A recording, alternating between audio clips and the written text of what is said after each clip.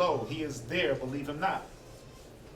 For false saviors and false prophets shall arise, and shall show signs and wonders, and seduce, if it were possible, the very elect. Showing of those signs. Think about it. When they came to Pharaoh, and Pharaoh did what? He had his magicians produce or reproduce the signs, reproduce some of the plagues. You see that? And what did that do? That further hardened the heart of Pharaoh. Well, I can do it too. That further gauged the people away from the Most High. That, wait a minute, Pharaoh, he can redo some plagues? The Most High, he ain't real. Let's see here. But take heed. Behold, I have foretold you all things. But in those days after the tribulation, the sun shall be darkened, the moon shall not give her light. The stars of heaven shall fall, and the powers that are in heaven shall be shaken. And they shall see the Son of Man coming in the clouds with great power and glory. And then shall he send his angels, and shall gather together his elect. Remember Matthew 13, the reapers, right? Gonna be the angels to gather the wheat, separate the wheat from the tares, the goats from the sheep, right? Shall send his elect from the four winds, from the uttermost parts of the earth unto the uttermost parts of the heavens. Now learn a parable of the fig tree. When her branch is yet tender, and putteth forth leaves, ye know that summer is near. He's showing you. When a fig tree starts to bud and is tender looking, you know it's about to be summertime, harvest. So ye in like manner, when ye shall see these things come to pass, know that it is nigh, even at the doors. Remember, he said your salvation is nearer than you believe. Verily I say unto you that this generation shall not pass till all these things be done. Heaven and earth shall pass away, but my word shall not pass away. But of that day and of that hour knoweth no man, not the angels which are in heaven, neither the Son, but the Father. Only the Most High knows when he's ready. Take ye heed, watch and pray, for ye know not when the time is. For the Son of Man is as a man taking a far journey, who left his house and gave authority to his servants, to every man his work, and commanded the porter to watch. Watch ye therefore, for ye know not when the master of the house cometh, at even or at midnight, or at the cock crowing, or in the morning, lest coming suddenly he find you sleep. And what say unto you? I say unto all, watch. Man, yeah. Yes, sir. Wisdom of Solomon precept for Wisdom of Solomon. Woe to the child, 4:1. Wisdom of Solomon 4 verse 1. Like woe to the child or something. Woe to them that are with child. Come. Wisdom of Solomon 4:1. Let's see. Huh? Yeah, you probably just shut it off. Better it is to have no children than to have virtue, for the memorial thereof is immortal, because it is known with the Most High.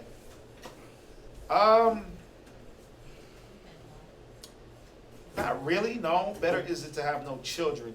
This is not going into what Yahweh.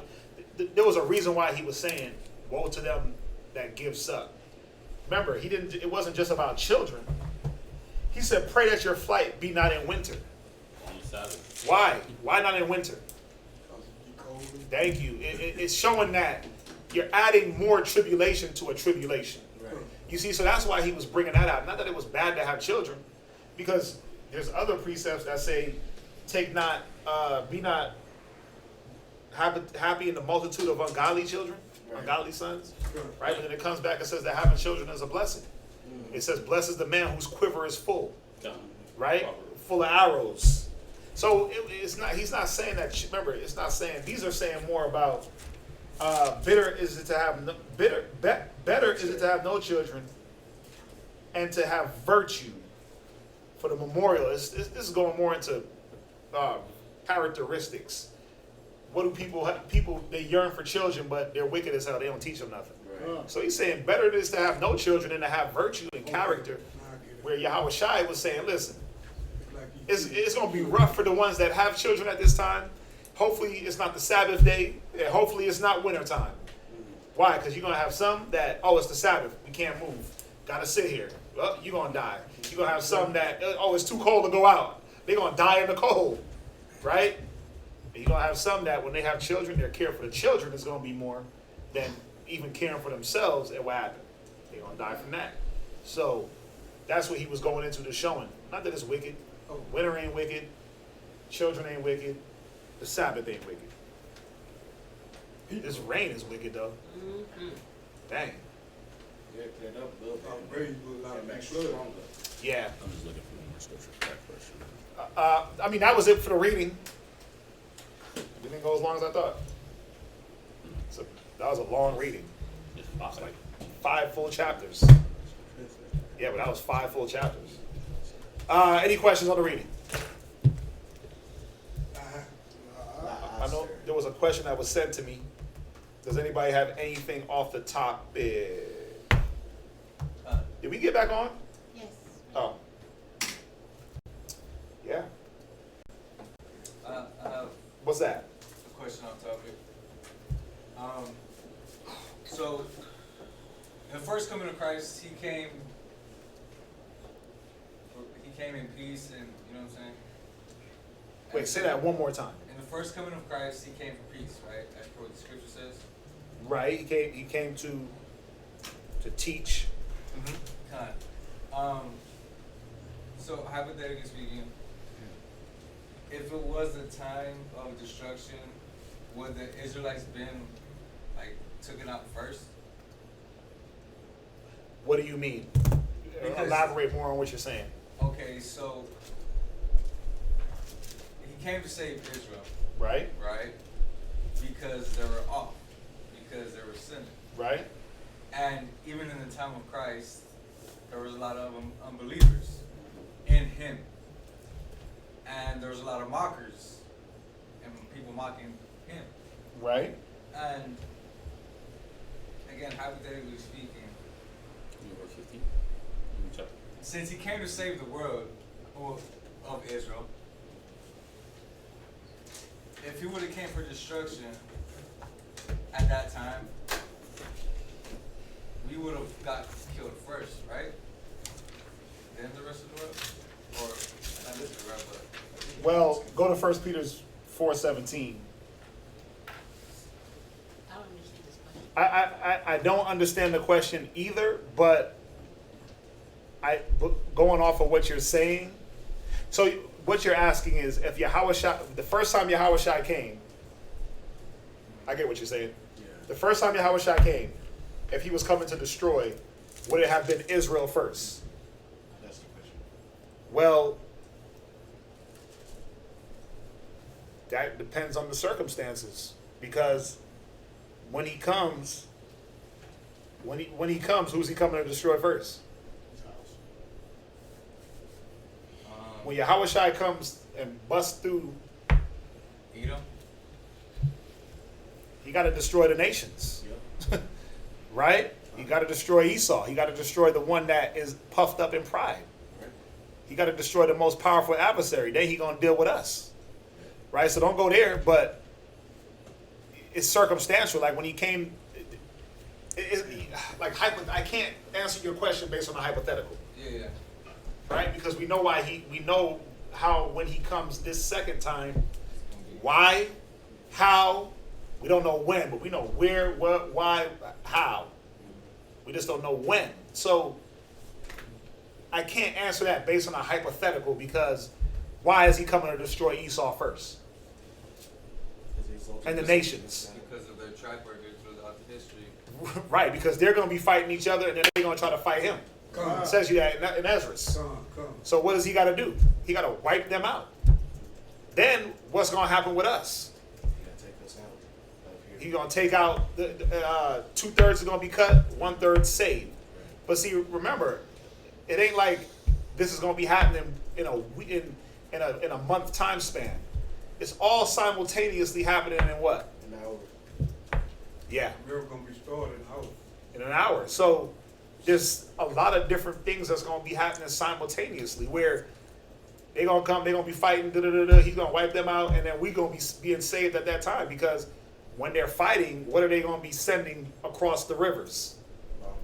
Bombs over Baghdad. Don't get the thing out unless you get the bang. So there's going to be bombs being sent. So we're going to have to be saved from those bombs, right? The elect. But then also the nation's going to have to get stomped down. So you see there's going to be many different things happening simultaneously. All you got to do is go to, all you do, you know what you look at? You know a movie, you go watch you like an Independence Day. Or go watch you a movie where an alien invasion happens. Right? And you'll see that there's very many different things happening simultaneously. While they're destroying this city, they got this city happening. You know what you watch? Battlefield Los Angeles. That's a good one. That's the one that came out recently. I liked it. It was a good one. Where you see how they had all these alien crafts going through, and then they had something else happening underground. There was many different storylines happening, all to accomplish one agenda, was to take over. Now, I'm not saying that the angels that come down are going to be aliens, but we know where they get these stories from. Now, and think about this. You're not going to be worried about the nations fighting against nation. You're going to be worried about how do you get the hell up out of here. You're going to be like, man, do I get to go on the ships? Do I get to be a dove at the window? Right? Who are these that, as doves that fly as you're going to be like, man, how do I get up in the clouds and get away from the destruction down here? So there's going to be a lot of things happening simultaneously for me to hypothetically say, well, when Yahawashi came the first time, who was he going to destroy? Well, guess what? The whole world needed to be destroyed at that time too. It was all wicked. Israel was definitely off. But there was no difference at that time. The only difference at that time and this time was what? Say that again. The only difference at that time when Yahawashi came and this time is what? What's the differences? He coming to teach people. Give them Right. He had to gather the lost sheep. We're at the point now where when Yahawashi comes this time, you better know that you ain't lost. The information has been put out there. We read it, right? He said, teach the gospel to all nations. So when he comes, there's not going to be like, well, oh, Yahawashi, I didn't know. Now, if he had came and destroyed us before, when he came the first time, we could have had the excuse, well, man, you know, my mama and them, they thought they was Roman, Yahweh. So, I mean, how was I supposed to know?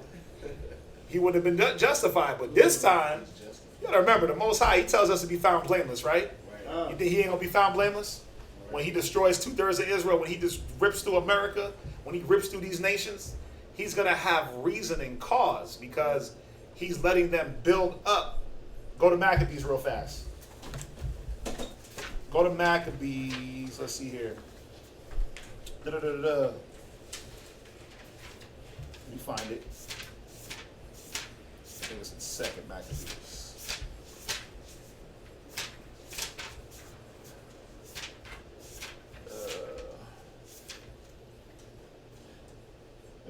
Give me a sec. 6 and 12. Are you there? Maccabees 6 and 12. Maccabees chapter 6 and verse 12. Now I beseech. No, wait, hold on. Is it? Yeah. Go ahead. Yep. Now I beseech those that read this book, Right. that they be not discouraged for these calamities, Right. but that they judge those punishments not to be for destruction, but for a chastening of our nation. Go ahead. For it is a token of this great goodness when wicked doers are not suffered any long time, Go ahead. but forthwith punished. Verse 14 is the point. For not as with other nations, Right. whom the Most High patiently forbears to punish. See, he forbears to punish the nations. Why? So that when he does punish them, it ain't like, damn, you ain't have to do them like that. You picking on them. Why are you bullying the nations? Go ahead. Till they become to the fullness of their He sin. lets them come all the way to the fullness, to the filthy of the filthiestness, to the most vilest level they can get to that can be stood. Then it's like, see, that's why I did it. Ain't that what the white man does to us? Where he destroys your name and your image so loftily and brings you down your image so low that when you get shot in the streets, it's like, well, there's like a debate like, well, did he deserve it or not? Right. It ain't like, damn, nobody should be shot in the streets like that. It's like, well, like George Floyd. They stepped on this man's neck for 8 minutes, 3 minutes, right? Then they come back with him being a porn star, him being a rapper, him having a record. Yeah. And they're like, oh, well, we can see why he got choked out. Yeah. He deserved it. That's how they do it. Uh, So now it's like, well, we took a not so good guy off the earth. That's how they justify it. That's how the Most High is going to justify it. When we went in there and took Canaan and wiped out all the Canaanites. Why? The justification was what? They were filthy. They were lawbreakers. They didn't keep the custom. Right? They were defiling the land. Yeah. So now you look, you're like, oh, damn, well, the Most High didn't have to destroy their image. They were already defiled. They were defiling the land. So the Most High didn't want that in our land. Get them out of there. So going back to what you're saying, I mean, if you want to deal with hypotheticals, think about it. What did the apostles think of Christ, of Yahawashi coming back? What did they think? When he, after the resurrection? No, before. What did they think? What did they ask him in Acts? Right. They asked him, go there. See, no matter what, it was always about a restoration of Israel. Yeah. So even the apostles understood that no matter when the coming was, there was a restoration. Now, didn't Yahawashi restore Israel at that time? Yeah, he did. He taught them. He restored them through teaching, not in the way we thought. He restored them, their minds in okay, this is who you are. Paul, you're not a Roman, you're a Benjamite. Go teach the Gentiles. Go gather them. Boom, teach them.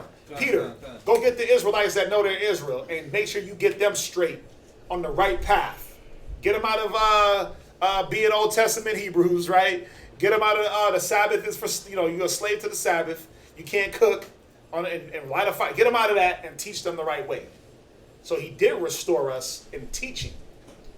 But read that. Acts chapter 1 verse 6. Right, 1-6. When they therefore were come together, right, they asked of him, saying, Lord, wilt thou at this time restore again the kingdom of Israel? Right. And he said unto them. See, we always knew that there was a restoration of Israel.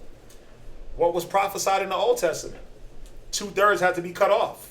What was prophesied in the Old Testament? Babylon was going to be destroyed. Right? Daniel, what did he prophesy? Romans, Greeks, all destroyed. So they were like, well, damn, you coming to destroy the Romans now?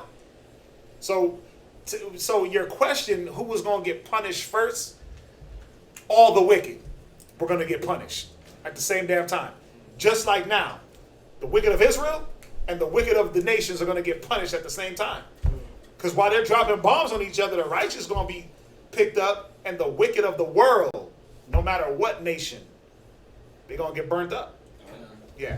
So what was that last scripture? That's Acts 1 and verse 6. Yes. Read verse 7. And he said unto them, right? It is not for you to know the times or the seasons, right, which the Father hath put in his own power. Right. What's the other one? If it was my kingdom, yet will my people. Then will my servants fight. Then will my servants fight. Ooh, that's a cold one. Get that one for me. That's 1836. Acts. What is that? 1836, I think. Yeah, but what scriptures? What book? Acts. Acts. Right. Okay. No, not 36.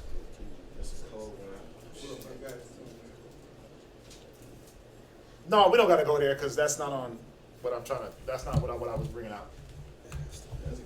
But you understand, though? Yeah. Yeah, it was all about. It was. This question was posed in my mind, just as because we went over a lot in the sense of anyways, there's a scripture in Luke, right? Are we on another question? No. Same question. Yeah. Okay. Luke chapter. Well, you understand what we went through so far, right? Oh yeah, kind of. Okay. Luke chapter 9, verse. Luke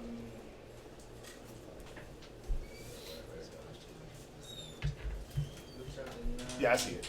On Ecclesiasticus 20. Yeah. That's what I'm Luke chapter 9, verse 54. Right? And it says, and when his disciples, James and John, saw this, they said, Lord, wilt thou that we command fire to come down from heaven?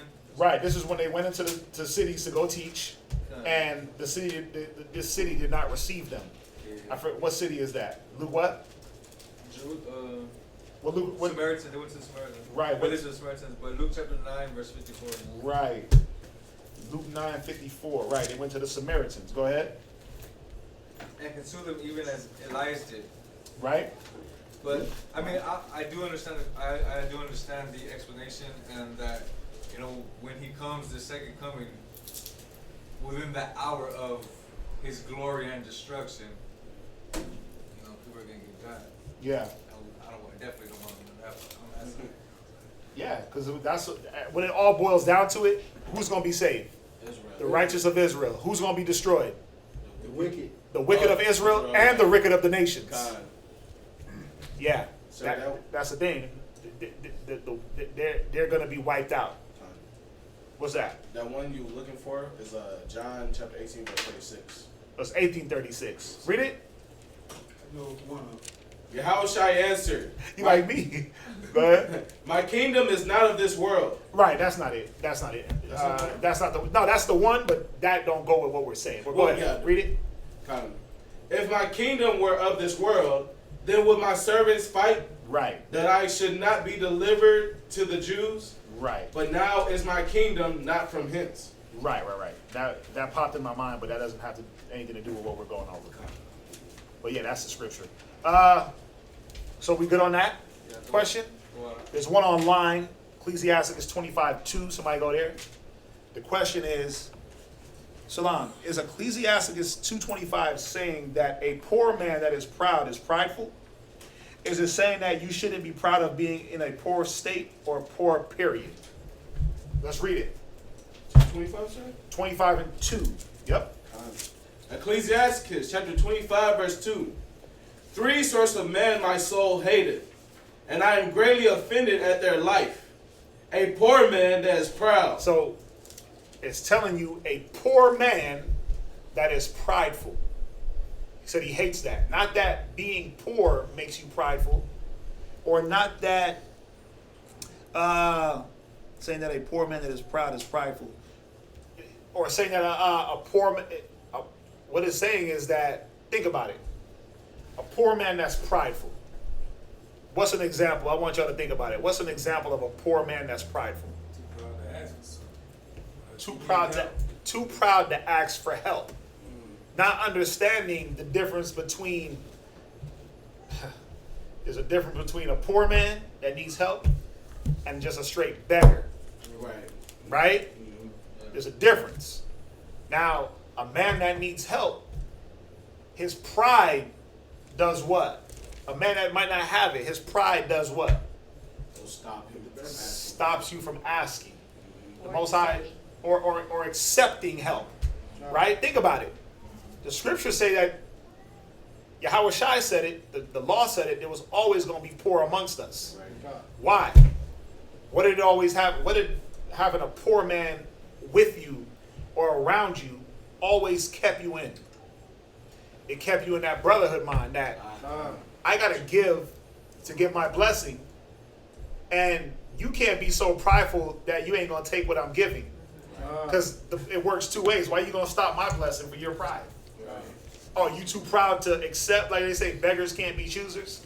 You got a proud man and they got a damn pot to piss in. But then when you offer him something, like, no, I'm good. It's like, I remember I was out getting a burrito. This was like a couple of months back. And there's this dude that he's always by the burrito truck trying to clean windows to get money. And I literally had spent all the money that I had on some burritos. You know, I got big family. So I spent all my cash, and he came. He was like, "Man, you got any money? Any like $1 or some change?" I was like, "Bro, I spent all my money." I showed him the bag. I was like, "I'll give you a burrito though." Right. He was like, "No, I'm good." I was like, "What the like, Con? Okay." Yeah. I went right to the car and left. I'm like, "You gonna be poor and a beggar? You gonna be poor and try to dictate?" Choose. I don't got no cash, but I got food. Even if you didn't eat the burrito now and saved it later, you'd have had you something to eat later. So the money that so it told me, okay, you ain't using that money for no food. You trying to get high or drink. That's how I always do them. No, I never give them money. I never give Food or water. I never give them money no more. It's food and water. I keep a bottle of water in my car, and if I got food, hey, look, I got this, but I don't got no money because it's gonna show you where they at. Because a poor man that is poor ain't gonna try to dictate what he's getting. He's like, oh, food, I'm gonna eat that. Oh, drink, I'm gonna get that. If I get some money to buy some food and drink, I'm gonna get that. Plus, you don't want to help nobody's habit. Right. You start giving them dough. The one thing that kills me is when a cat's on the corner begging and he's smoking up a cigarette. Yeah. I'm like, bro, that pack costs $6. Straight Right. Cigarettes, man, Newports is on crack prices. Like, a pack of cigarettes is up there. So you mean to tell me you gonna beg for all this change and then go buy a pack of Newports before you ate? Or you buying them Lucy? Lucy ain't 25 cents no more. But the whole purpose is I'm not gonna feed your addiction to nicotine, cigarettes, alcohol. Here goes some food. Every poor person is hungry at some point, unless you really just living for your addiction, So there's ways to, like the scriptures say, help not the sinner, right? I know I'm veering a little bit from the point of the question, but help not the sinner, right? Because you won't be recompensed. But think about it. If I'm giving a person that's poor food, I'm not helping them to further their habit. But I mean, every man got to eat.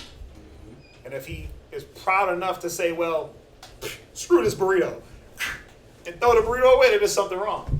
But that proud, poor man, it's like he don't see his poverty. He don't see, think about it, who makes a man go to,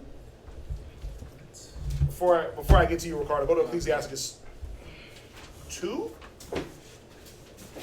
Ecclesiasticus? I believe that's where I want to go. Let's make sure. Ecclesiasticus 2. Let's see here. Verse 4. There it is. Read that. Ecclesiasticus chapter 2, verse 4. Right? Whatsoever is brought upon thee, take cheerfully. Right? And be patient when thou art changed to a low estate. Right. When the Most High brings a person to that low estate, I meant to ask a question. Who brings a man to the low estate? The Most High, right? Yeah. The Most High does that. But he does that, why? For you to recognize that there's something going on that you may not be doing right. It says, wisdom lifted up the head of him that is of low estate. It says, wisdom pulls you out that low estate. So if you brought down to the low estate, you may not be using the right wisdom. That's why you got there. Recognize your wrongdoings and do things different. But a proud, poor man, he's like, it was one feast night. Oh, yeah. There was one feast night that we were up in here. The last feast we had, which was what? Oh, Yeah. Y'all were here. Yeah. And this bro, this homeless guy, this was like 2 a.m. Everybody's gone. Just brothers here chilling. And the brother, he peels in here. Yep. And he starts to talk, and I'm like, man, I always like, man, just get him some food, right? I got, he's a cool bro. Right. He's homeless, but then he started going into some nonsense like, screw David, like he started really going in. So I stood up like, the hell, what are you talking about? Like, you don't know nothing about the Bible, like, and he's like, I said, I forgot exactly what I said, but he was like, see, like I love being homeless, and I'm like, the Most High hates a proud poor man. You love your estate. Right. You're not seeing what the Most High is putting you through. Right. It's like you think the Most High wants you to be a beggar. Right. I was like, you think the Most High wants you to be homeless? He said he take the prosperity. He loves the prosperity of his saints. Obviously, there's something you're not doing, and then he started getting riled up. Yeah. And he dipped out. He He took his stuff and dipped out. Brother, I was sitting in the chair. The food was right He here. didn't take the food? He didn't take He didn't take the food. He walked right A past proud me. poor man, because in his mind, he thinks it's okay to live in this estate of, Right. because obviously he's on drugs. I mean, he be coming up in here faded off the Four Logos or whatever he's drinking. So I just give him food and water, you know. So he ain't out there starving. But he took that. I forgot how we got into the conversation. Yes, sir. But he roused me up. I'm sitting in the chair chilling, like, yeah, brother, bro. I think it was the way I stood up. We was all standing. It was the way I stood up. And then all the brothers did one of these. They like circled him. Like you're about to kill him. Like I was sitting right here. Yeah. And I was sitting back like, yeah, brother. And he said something and I was like, huh? And I stood up like, what? But I didn't say that. But the way I stood up real slow, and then it's like brothers swooped in like they was about to just start going into the spirit. And I looked at everybody like, nah, hold up. And then he was saying something, and I was like, nah, bro. Yeah. First of all, the Most High said he don't want you to be in this estate. God. Boom, boom, boom. He was like, nah, F that. And David was this, and he was a crook. And he went in, I started going in, and he left. They didn't even bring the food. But the Most High don't deal with that mind. Like, yeah, God wants me to be broke. No way. As far as a beggar, a poor man, he wants me in this estate. When you can do better. That estate was to show you Jews' wisdom. God. Come out of your folly. God. Think about what's going on with your life. God. So, hopefully I'm understanding, or hopefully you're understanding, Samuel. A poor man that's prideful is not a good thing. Because he won't accept help. Right. He won't accept correction. Right. Right? There's a way that seemeth right unto a man, but the ways thereof are death. Right. We went into the pride. Remember, go to the one that says, pride is not. Go to Ecclesiasticus. Give me that one, Karadazar, if you got it. It's Ecclesiasticus 10 and 18. Yep, 10 and 7. Go to 10 and 7, then go to 10 and 18. Go ahead. Ecclesiasticus 10 and verse 7. Go ahead. Pride is hateful before the Most High in man. See, the Most High, he hates pride. But then when you poor and you don't want to recognize your poverty, he's like, man, what the hell's going on with this person? So the pride is one thing, but then the pride stops you from recognizing your estate. Even when you're rich, does the Most High love the rich and proud? No. No, he hates them too. Yep. He hates pride. Because he hates pride. Right. So they like, oh, it's a poor man thing. He hates the rich and proud. That's why he said, charge them that are rich in this world so they be not prideful and high-minded. God. Bring them down because he hates pride. It ain't about being poor or rich. The spirit of pride is hateful before the Most High in man. Read. And by both doeth one committeth See, iniquity. and by both do you commit iniquity. Jump down to verse 18. Verse 18. Yeah. Pride was not made for men, Right? nor furious anger for them. You see that? Pride wasn't made for man. That wasn't a trait or furious anger of anyone that was born of a woman. Right. Pride ain't the thing. Dang, I parked so far away. I'm sitting here thinking I was getting soaked. It's coming down. I'm going to sit up here until the team down a little bit. Go ahead. Why don't you go to jump back to verse 13. Verse 13. For pride is the beginning of sin. It's the what? Beginning of sin. So think about it. People become poor because of pride. Right. And they're poor and they're prideful. They become poor. A lot of people become poor because of their pride. They get broken down into this poor estate because of their thinking. Right. There is a way that seemeth right unto a man, but the ways thereof are the ways of death. Go ahead. And he that hath it shall pour out abomination. Go ahead. And therefore the Most High brought upon them strange calamities. Yeah, it's like all of a sudden you went from having it to not. Think about the men that won the lotto. Millions. Got prideful in their thinking, in their ways, obstinate heart.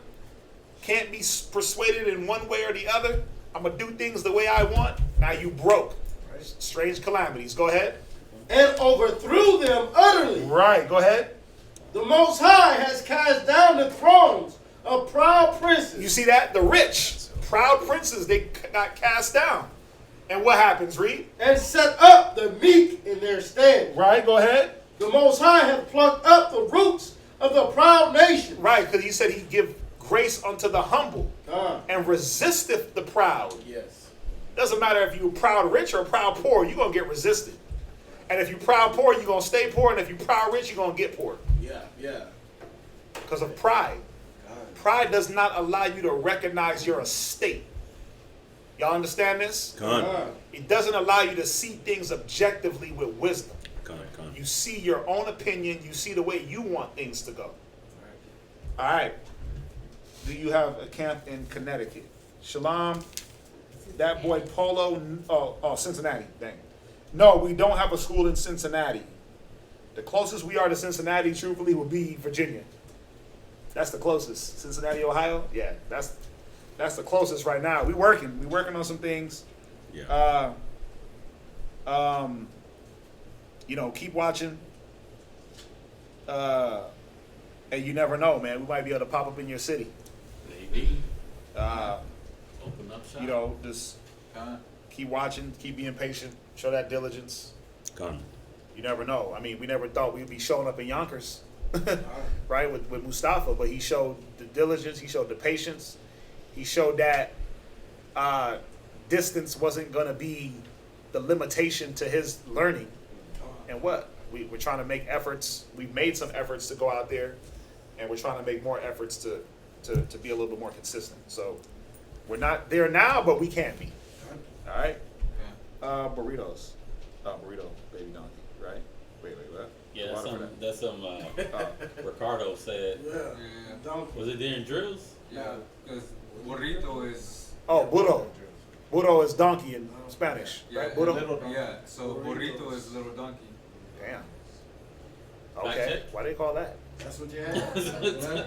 Fact check, they both speak Spanish. He was asking me. Is that what's correct? No, I know, but he knows Espanol. I know, and I was saying that to Rosie. Man, they don't think that you listen, bro. They're not respecting, bro. They're not respecting. You know what I'm saying? Yeah. That's what you had. They're not respecting the Issachariteness, bro. You gotta put them in check. You gotta roll them R's more. Yeah, burritos. What else we got? Is that it? So, in the sense of like the poor man being proud, over the last few years before I came to Houston, I was living in my own estate of how I was doing it. Yeah. And with what took place last night with you and like Rob, right? Last night. Yeah, I'd say. Oh yeah, man. There's a lot of things that take place. It was like there were certain habits that I engulfed myself in just because I was poor and I was proud, to where I didn't reach out just because I'm not accustomed to it. You know what I mean? Yeah. And one of the things that when we first got here to Houston was like, Ricardo don't trust a lot of people because people like to run game, and then y'all, you know what I'm saying, y'all are like, yo, that's not what we're about. But again, in the sense of like being poor and proud, I definitely hindered myself, and I would continue to hinder myself now in my household if I don't understand and really take in, if I continue moving in habits and not really trusting the process, trusting the unity, and trusting like, yo, speak up, communicate, so on and so forth. Mm-hmm. But yeah, that's it. Well, check this out. Go to Leviticus 25:35 real quick.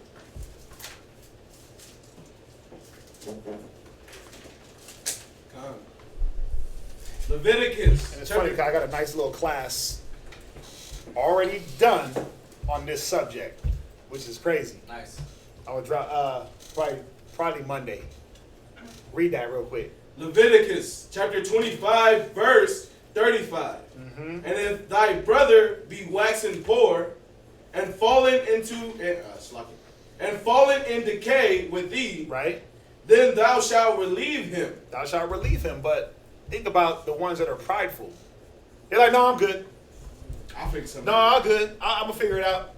And then what happens? They go rob a bank. And it's like, damn, bro, you didn't have to go do something wicked. I had your back. Yeah. Well, man, You know how it is. you know how I go. I got to do me. I just can't be like. Man. See, our people be so opposite on that mind state. When you got something that's like, no, I'm gonna make you do for me my whole life, right? And I'm gonna just ask and beg and beg and beg, and then you have something that's like, we're so unbalanced where it's like, no, I ain't never gonna ask, no matter how bad it gets. I'm gonna make things happen my own way, and it never is a good way of doing things. Where all you had to say was, hey, I'm a little broke right now. Let me get, you got something? You got some food? Oh yeah, look here, boom, man, boom. Go ahead, spend some money on that. Pull some food from that. Got you. But we make our own means. A poor man that's proud, he's gonna find his way of doing things. It said to relieve him. Go ahead. Yes, sir. Yea, though he be a stranger, Right. or a sojourner, Sojourner. that he may live with thee. Right. So. Right. It's a two-sided thing where to relieve him, he has to want to be relieved. He has to want to accept the help. Yeah. And you gotta want to give it. So that's what that's going into. What is this? Okay, so there was a question that was sent to me. There was a question that was sent to me. It says, there are Jews that call themselves Ashkenaz Jews, which would be a biblical oxymoron. Yes. Because Ashkenaz was a descendant of Japhet, which is definitely, that's like, oh, I'm an Ethiopian Jew. Yeah. Like, right? You can't be an Ethiopian and a Jew, or an Ethiopian Hebrew. Those are two nationalities. You can't. It doesn't work like that. Who asked that question? Because that was just running through my mind like maybe 20 minutes ago. Really? Mustafa hit me with it. Right? So he said it's a biblical oxymoron. It is. You can't be two nations at the same time. Right. You are what your father is, and whatever he is, you are. Right? We get where they get that from. That's like African American. How can you be two countries or two men? Right. You see, we get it. It is an oxymoron. It doesn't make sense. Descendant of Japhet, especially since Ashkenaz was a descendant of Japhet. Yeah. Shem was Jew. Yes. The Jews. Right. Ashkenaz, they came from Japhet. Yeah. Right? We teach the so-called Jew is Amalek, or the Amalekites. What scripture's history do we use to prove it? The water. So he went through. So this one, So let's the go. way I was going to do it, Genesis 10, 1 through 3, that shows. Genesis 36, right? Go to Genesis 10 and 1 real quick. This is just Take going them through to it. this is just going to show that Genesis 10 verse 1 through 3. This is just going to remind everybody that Ashkenaz came from Gomer. Gomer came from Japhet. So read that. Genesis Right. 10 verse 1. Who got it? Anybody? Genesis 10 and 1? Genesis 10 and, oh, no. I mean, numbers. Genesis chapter 10, verse 1. Go ahead. Now these are the generations of the sons of Noah, Shem, Ham, and Japheth. Go ahead. And unto them were sons born after the flood. The sons of Japheth, Gomer, and Magog, and Madai. So the sons of Japhet, Gomer, Magog, and Adai, right? Go ahead. And Javan, and Tubal, and Meshech, and Taraz. All right, go ahead. And the sons of Gomer, Ashkenaz. So the sons of Gomer was Ashkenaz. So Ashkenaz or Ashkenazi person, they come from the lineage of Japhet. So when you look at the fake Jewish people in Israel talking about their Ashkenazi Jew, remember Ashkenaz come from Japhet. We know those people that's Ashkenazi Jews, or they're Esau. Right. You can see it and tell that they're Esau, right? So go to Genesis chapter 36, verse 8. And this is what we got to remember when we deal with this Ashkenaz, Amalek. Yeah. You got to remember that the man Esau, that nation of people, and we read it earlier, when they went into Hor, it said they dwelt in their stead. They basically took over from them. They're like, you talking about identity thieves? Culture vultures. I'm looking at if it's flooding. It looks like it is. Culture vulturing. They're the best at assuming the identity of a people. That's what they have done in every instance. Because think about it. Who's in Greece right now? White people. Thank you. Who's in France right now? White people. Who's in Poland right now? Esau. Esau. But who's in America? Esau. They ain't no different. Right. The British Edomite ain't no different than the French Edomite. Nope. The Polish Edomite ain't no different than the German Edomite. Right. They call them German Caucasian, French Caucasian, British Caucasian, right? And we know the ones that are here in America came from where? Britain. They came from Britain, right? Right. English, England, Britain, they came on ships over here. You got Voluntarily. Spanish Caucasian. Why? Because they're white boys that speak Spanish. Right. And they live the Spanish lifestyle. The white boys that speak French and eat crepes and drink wine with every dish, Italian Caucasian. Why you got to put Caucasian on it? That's what they are. But let's go back further into history. Who lived in Italy before the white boys got there? We did. We did. Right? We did. And forget about we. Dark people lived. Japhet lived in Italy and all them places before Esau got up in there.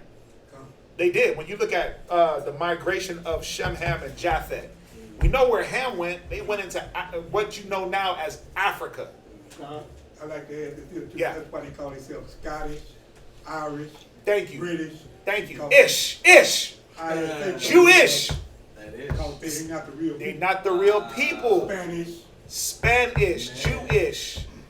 That term ISH. Yeah. Childish. Yeah. That is. So think about it. Ish. They're not the real. They're not the real Brits, the real Scots, the real Irish. That's cool. Because why? The Scots, right? When you go through that, and the Moors, they were black folks first. They still And got then a what? flag somewhere in school. No, go ahead. They still got a flag, I think, in the country. Uh-huh. I don't know if it was Rome or Italy or some country. But 3 blacks on it. Oh, you talking about like the signet or the crescent or Yeah. You when you go through nature What knows no country color that line. That's in a lot of countries, man. You go to Britain, you go to Scotland, you go to Ireland, you'll see. That's where Yeah, you go to these museums, they'll have like the seal of the crescents, the Moors. Think about it. There were certain names that donated, like it was a black man from that family. You know, like Schwarzenegger. Schwartz, that was Schwarzenegger. Those were black names that they took on. So before we dive into Ashkenaz and Amalek and Japhet, you got to understand Esau's characteristic. He was a man of the world. He was a man of the field. So what was he doing in this world? He was picking up on how. Think about a hunter. It said Esau was a cunning hunter. Right. So how do I get my prey? You think like them, Study. you become them. He said it. You become them. You know what? You ever see a rat terrier? The dog, a rat terrier. You know what a rat terrier does?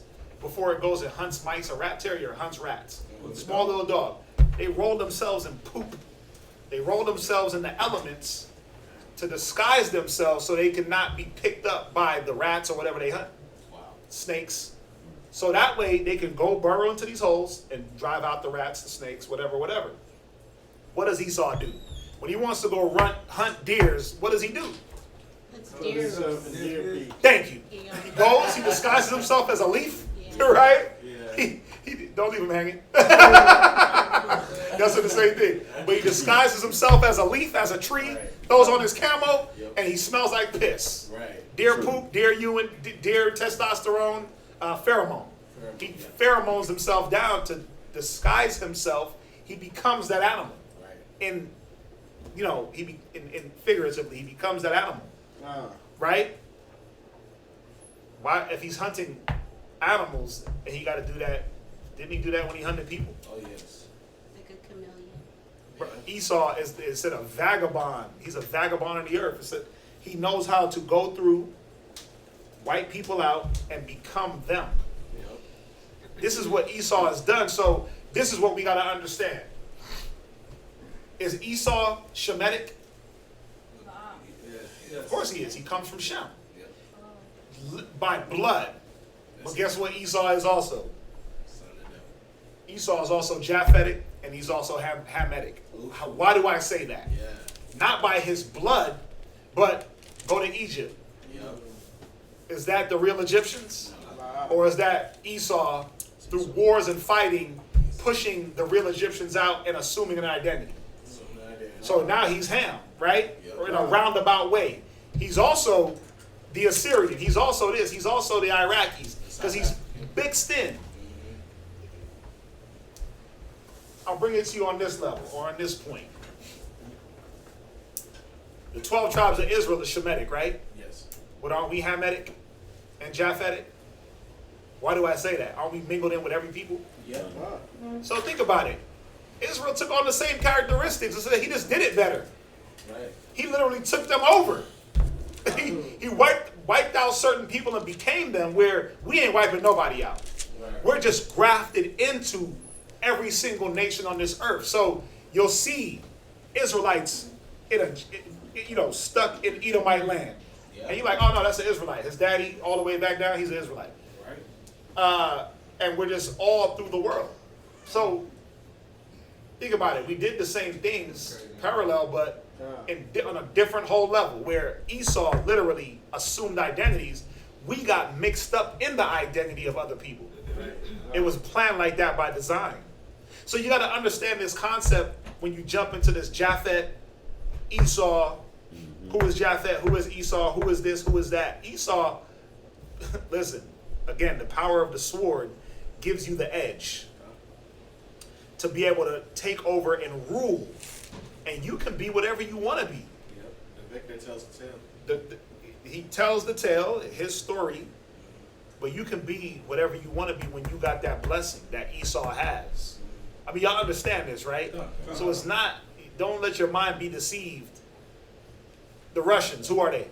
You know. Yeah, but it said that the Russians are from Gomer and Magog, right? Magog. Where's Magog and Gomer? Where's Magog from? What thank you. Yep. But is that Japhet up there, or is that Esau? Is that a white boy? Esau. Is Putin a white boy? No.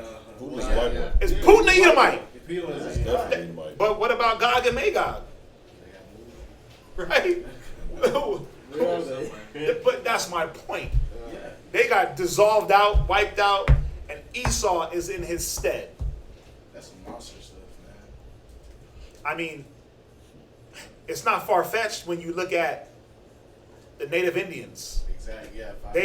They're the Native Indians now, right? They're. It's funny. You know what you gotta watch? You gotta watch that New Roots. And there's a part in there where this white slave owner has sex with this woman, which is a slave. Right. Bring forth a son. Chicken Joe. Chicken George. Yes, sir. And what did he make Chicken George? Did he say, oh, that's my Edomite son? Wow. Bring him on over and let him live with daddy? Nope. He put his Edomite son on a damn auction block. God. And what did his Edomite son do? Had Edomite sons. Right? Remember he had those sons and they were like, we don't know you. God. Right? And he said, there's more niggas. What did he say? He said, there's more niggas in here than the children of Israel. Yeah. I had recorded that and threw that on the thing. Yeah. I seen that. Yeah, he said that was from the roots. That was from Yeah. roots. Yeah. But this Edomite man had sex with a black woman, had an Edomite son. Put him up as a slave. Then he had sons. So what's happening here? Mixing in. No, it's a takeover. Yeah. They mix in first, but then it's a takeover because now you're thinking like, oh yeah, they're Judites. They went through slavery. They dog. Because they dark skinned. Oh no, he was light though. He was high yellow. But he had But his that one sons were son dark. dark. Yeah, his son Yeah. was dark as hell. You're like, oh, man, an Israelite indeed. Oh man. Nah. Him's an Edomite indeed. Indeed. He's disguised as a Jew, Yep. living in a Jew world, Right. living in slavery, Damn. but Edomite by blood. Damn. I mean, come on. Wheat and tears, right? Yeah. There's so many ways to dice this up. That's why Isaiah 11:11. That's why Jeremiah 14:2. That's why all these things where, man, if we're scattered, all the nations have been scattered. Just through our scattering, everybody was scattered. Why? Because when we hopped in this nation, they hopped out and went over here. When we hopped in this nation, they hopped out, went over here. Right? So it's the whole confusion of faces, right? So you have to understand this topic in this light, that if the prophecies talk about Magog, right, going to war and doing all that, but then Magog is Japhet. But then hold up. But there's Esau, the Russians. What's going on here? There's some gender there's some misleading things, not with gender, with nationality, where this nation overtook this nation. They live in the land as those people, and that happens through history. It's been happening. Happens on both ends. So now, when we go in, we did Genesis 10 and 1, Genesis 36, right? Yes, Genesis 36, verse 8. Right, Genesis 36 and verse 8. Genesis chapter 36, verse 8. And I'm going to say this. This used to confuse me too. It used to throw me off like, wait a minute. But then we getting caught up in the people. Yeah. Getting caught up in trying to say, well, the people are still in the land. It's not like that. Right? Go ahead. Thus dwelt Esau in Mount Seir. Right? Esau is Edom. Esau is Edom. So we know Mount Seir, where that was, right? Mount Seir basically would be right now in modern day Iraq. Yeah. That's Mount Seir. Modern day Iraq, that little area. You go down, you got Saudi Arabia, you got Yemen, that whole little peninsula of land. Mount Seir. Go ahead. And these are the generations of Esau the father. Go ahead. Of the Edomites. Read. And Mount Seir. Come on. These are the names of Esau's son. Right. Eliphaz. Jump to verse 12. Jump to verse. So it's giving you his descendants. Yeah. This is what this chapter is about. The descendants of Esau. And it keeps reiterating. Esau is Edom. These are his descendants. This is who he brought forth. Go ahead. And Timnah was concubine to Eliphaz, Esau's son. Right. And she bare to Eliphaz Amalek. Amalek. Gone. Right. Amalek. Right. So Amalek, as y'all can see, is from Esau, whereas Ashkenaz is from Japhet. is from Japhet. Two different lineages of Come. man. But again, what's the problem with that? Esau left off of being Esau and took over Japhet in certain parts. That's all it was, man. Think about it. When they came out them Caucasus Mountains, where is the Caucasus Mountains? I know you know. Stop. Sir. Georgia, Russia. Georgia, Russia. Who occupied Russia? After the flood, who was in Russia? Japhet. So how hard is it to go take those people over when you come out the caves and you start making fire and you start looking at things? How hard would it have been for Esau, the Caucasians from the Caucasus Mountains, the dwellers in the cliffs, to say, damn, we want to be like them? Not that hard. You already dwelt among them. Japhet was right up in there. Again, look at maps.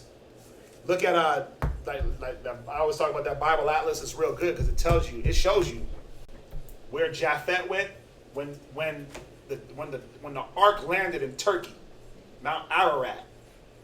You got Turkey. You got Israel. You got Saudi Arabia, Turkey, Poland, Germany, Rome, Italy, the little shoe, Spain, Africa. Japhet went from Spain all the way up into Russia, but not far into Russia. They went into that little area, right? Then you had some Japhet sprinkle, but Japhet was big. Shem was big. We know Ham. What did they do? They went down into Africa. That's where you get Mizraim. That's where you get Cush.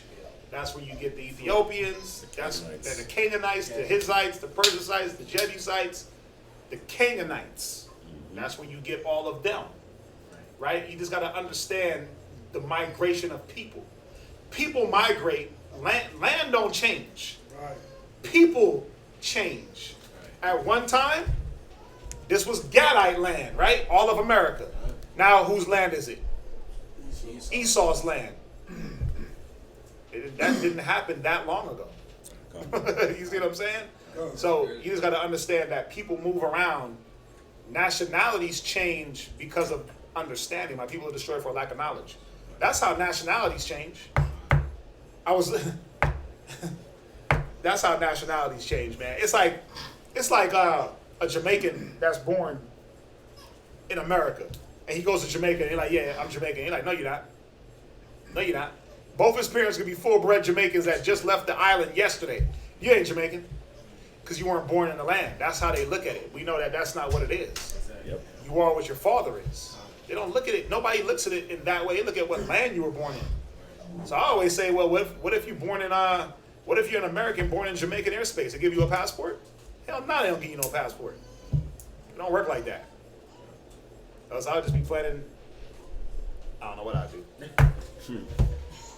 But y'all see what I'm saying? Right. So South Africans have a lot of white folk. Yeah, how come they don't call Charlize Theron an African American? Right. She was born in South Africa. You know the white lady, the white girl that got the black African baby. That's a boy but turned into a girl. Charlize Theron. She's the actress. She did Monsters. She did Monster. She did Alien Flux. She did the new one, The Old Guard. That's on Netflix. Good movie. But she's an African. How come they don't call her an African American? Right. Guess what they call her?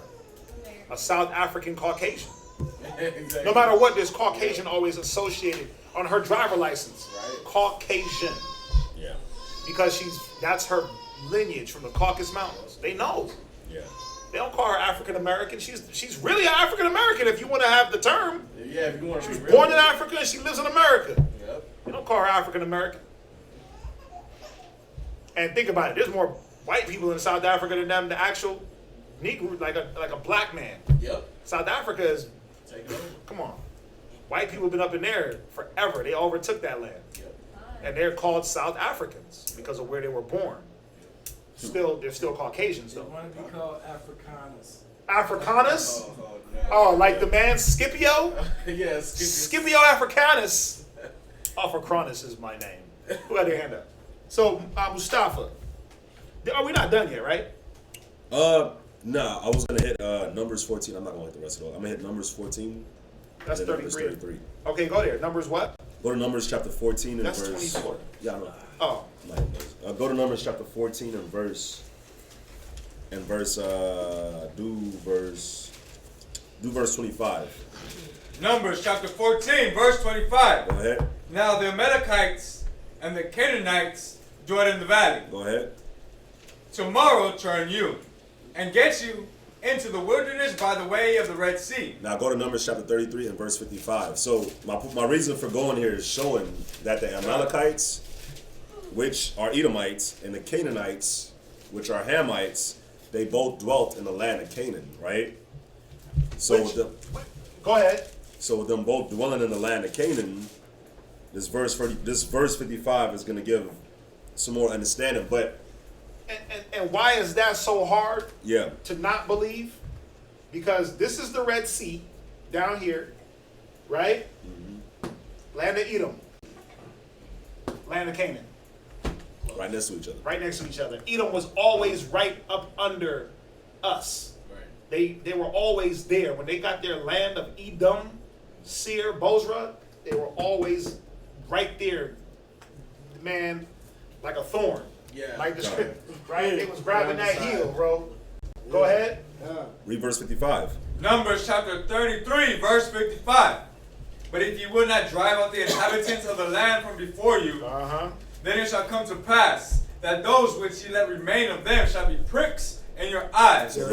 So the Canaanites and these Amalekites, they became pricks continually in our eyes. There was another scripture I was looking for where it plainly said it. It's in Samuel. I was trying to find it. It talks about Saul. He said, Amalek will be a thorn in thy side for generations. I couldn't find that scripture, but it talks about Amalek being that thorn in your side for generations. Now, when you look at Ashkenaz, Ashkenaz is from Japhet, where Amalek is from Esau, and the scripture don't talk about Ashkenaz being the enemy of Israel, like how Esau became the enemy of Israel, right?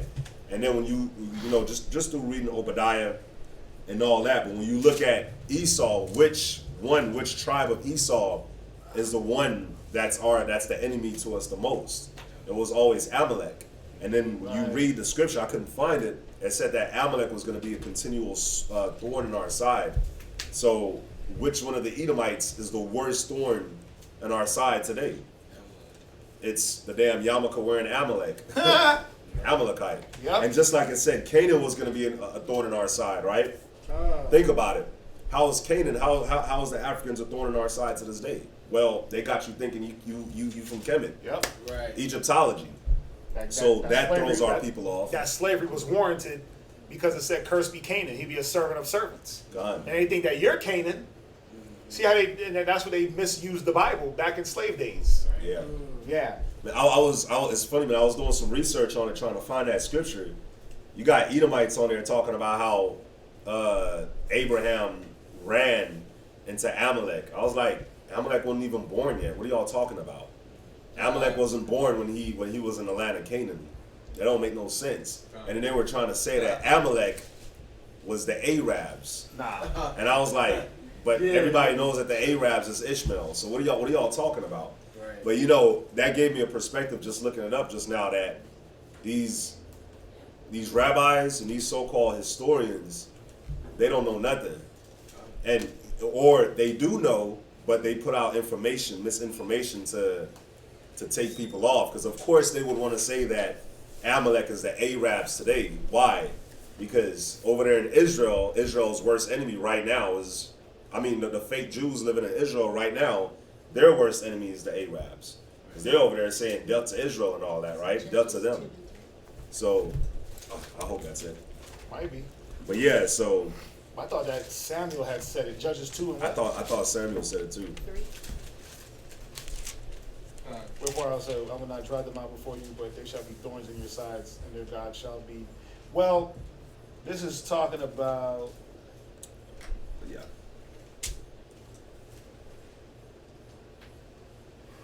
Of the land. This is talking about Canaan. Yeah. This is talking about Canaan, but the same thing was said about Amalek. Yeah, the It same said thing was it said they'll be continually at war with us Generations. forever. Yeah. Ah man, I gotta find it now. I couldn't find it. Yeah, It said continue at war. it says something like that. I'm not. I was looking. Man, and I'm gonna go home and read this and find it tonight. Watch. But it's in this story where went up and Samuel and the Lord said, "I'm sorry, check it."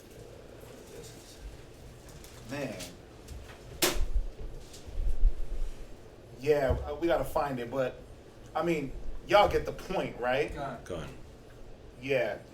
Dhorm. Generation. Cause Saul didn't wipe him out.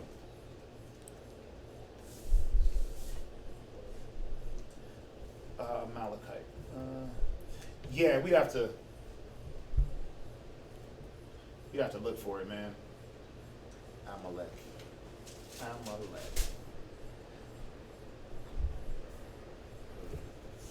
Yeah.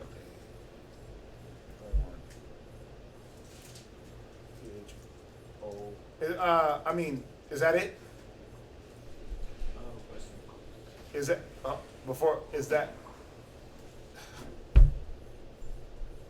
You got a question on what we're saying? Yes. Yeah, what's that? So, obviously Esau's in the whole world. Obviously Esau is in every nation. Now, in the 18 nations, right? And in Obadiah, that talks about how Esau's gonna get smashed up. Samuel 15. Go ahead. And in That's not it. in Revelation, I think, where when the kingdom with Yahawashi being here, we're gonna have nations serving us, correct? Yeah. Yep. And it's gonna be nations of the 18 nations, right? They're like the real ones, because since It's gonna be all the All nations. Everybody. Everybody outside of Israel. so So they're not for me, they're not gonna be called nation. I'm gonna call them slave. Go ahead. God. So Oh, The- 17 and 16. Found it? It might be that. Exodus 17 and 16. Oh, it's not Exodus. It said that, for he said, because the Lord has sworn that because the Lord has sworn that the Lord will have war with Amalek That's from it. generation to generation. That's that it. one? That's the one. It is. Yeah. Yep. Exodus 17 and 17. Not to cut you off, Yeah. but then check this out. But there was There's one that. yeah, so- that like straight up says it. Yeah. So Exodus what? 17 and 17. Exodus. There's no 17. There's no 17. 17 and 16, I'm sorry. Numbers 17 and what? Verse 16. Numbers 17. Exodus 17 and 16. Yeah. Exodus. My bad. Brain is pooping on me. Exodus 17. 16. Because of Amalek. Boom, boom, boom, boom. Right? I thought there was another one. Anyway, what were you saying now? So we're gonna have kingdom serving us, nations serving us in the kingdom, all nations. So we know that those who deem themselves Ashkenaz Jews and they're really Esau, who co-revolted the true Japhetites and Obadiah, all Esau's gonna die. And the slaves, i.e. the nations, right? No, they can't all die because then who's gonna serve us? Yeah, remember there's Esau everywhere, so we know America is gonna be destroyed, people are gonna be destroyed, but they all can't be wiped out, or else how would they serve slavery? Yeah, it just says in Obadiah at some point. Oh yeah. Something like At after. some point, but they still gonna be around to serve. So we know that the point is not when Yahawashi comes, he's not gonna wipe out every single nation. He can't. Or else, think about it. Who led us into slavery? Esau. He that leaveth into slavery shall be led into slavery, captivity. French, the Portuguese, the British. Right. So they would have to be led into captivity at some point. So they all can't be wiped out. Right. Go ahead. I guess that's it. I'm just. Oh, okay. They all can't be wiped out, or else the Revelations 13 and 10 wouldn't hold true. Most fake people. Dang, man. I thought. So would it be safe to say that, as per the 18 Nations chart, right, Russia is Gomer, but Putin is not Gomer. He's Esau. No, he's Esau. He's Edomite. He's a red, blue-eyed devil. He's a red, blue-eyed devil, man. With a goofy wolf. Yeah. Man. He's an Edomite. Just like the president of Britain, he's an Edomite. Just like Trump is an Edomite. They're all Edomites. They just dwell in different lands, and Esau been taken over for so long. Speaking different languages. That's all it is. What else? Did you have a chance to go over that Bell and the Dragon? Bell and the Dragon. Yes. Oh, I was gonna say I looked at it. That's pretty much what happened. Yeah. What were you not understanding about that? Just what exactly? So he just took him from this place and brought him there. Yeah, go there real quick. Bell and the Dragon 137, 31 through 37. Done. Yeah. And then go to Ezekiel 3 and 8. Go ahead. Bell and the Dragon, chapter 1, verse 31. Right? Who cast him into the lion's den, Right. So Daniel was cast into a lion's den. Read. where he was 6 days? Go ahead. And in the den there were 7 lions. Right. So, when you go into the Bell and the Dragon, this would be literally, this would be considered the 13th book of Daniel. Done. Go ahead. And they had given them every day 2 carcasses and 2 sheep. Right. So it's talking about Daniel and the lions then. They were feeding these lions to get them to the point of hunger to where they wanted to kill Daniel. Go ahead. Which then were not given to them to the intent they might devour Daniel. Go ahead. Now there were in Jewry a prophet called Habakkuk. Right. So you had Habakkuk, right? So you had Daniel, Then you had Habakkuk. Habakkuk was a minor prophet in these times. Go ahead. You had your major prophets and you had your minor prophets. Go ahead. Who had made pottage and had broken bread in a bowl and was going into the field for to bring it to the reapers. Go ahead. But the angel of the Lord said unto Habakkuk, Go, carry the dinner that thou hast into Babylon. Go ahead. Unto Daniel, Right. who is in the lion's den. Right. And Habakkuk said, Lord, I never saw Babylon. Yeah, he's like, I never seen Babylon. What? Come on, read. Neither do I know where the den is. Right. Then the angel of the Lord took him by the crown. He said what? Took him by the crown. Right. Go ahead. Did he grab him literally No. by his face and like, come on? But he was led. Go ahead. And bare him by the hair of his head. Read. And through the vehemency of his spirit set him in Babylon over the den. Right. So he was led to go bring food to Daniel, which, go ahead. Right. So you got that, right? Yeah, so it was just like almost like a teleportation type thing. Maybe not in that sense. No, not in that sense. No. Not in that sense. Right? Go back there and read it again. Okay. Then verse 36.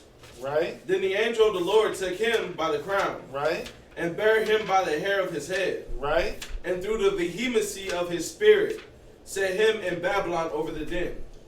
Right. Yeah, the spirit led him. So he still, like he walked there? Or how did he get? Like a man. Okay, gotcha. Okay. Like any other prophet went anywhere, how did they get there? They walked? Yeah. The only man that was making moves like that was who? Yahawashi. He was the only one that, and it would tell you. It said that the clouds. It said that he ascended into a cloud. What was the clouds? The chariots. Right. So it wasn't like some teleportation anyway. He said, "Behold, I cometh with the clouds." It's the chariots. It's a vehicle. So he wasn't just teleporting anywhere. That would have been strange, right? Wouldn't that would have threw some people off. And, Remember, the Most High, the author of confusion, is just saying, remember, I don't know where Babylon is. Right. Okay, well, let me lead you. Right. Let me guide you through wisdom. Okay, this is what you do. You go down this block, make a left, make a right. Don't go down that street because that's where the hood is at. They'll get you caught up, take the bowl of food you cooked. So don't go there. Go this way. That's all it was. Okay. It's just the way the Bible, remember, the way the Bible speaks. The way the Bible speaks, don't get caught up in the way it's saying it. Okay, so Yeah. like, for example, like verse 39, like, so Daniel arose and did eat, and the angel of the Lord set Habakkuk in his own place again immediately. Right, he just went back to where he was. Back, right? Okay, Right. got you. Okay, I got you. Yeah. What else?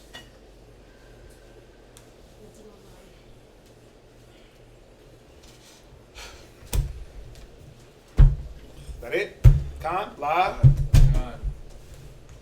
it still pouring? Antonio Sandridge says, can we go over the second wilderness? We can put something together on that. I mean, what do you like as far as what about it? We could probably throw away. We could probably throw together a class on that. It's a good topic.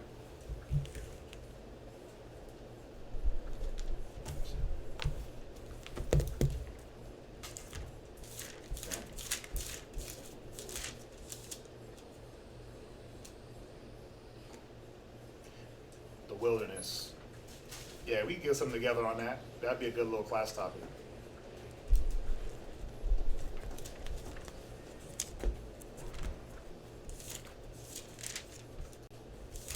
What else?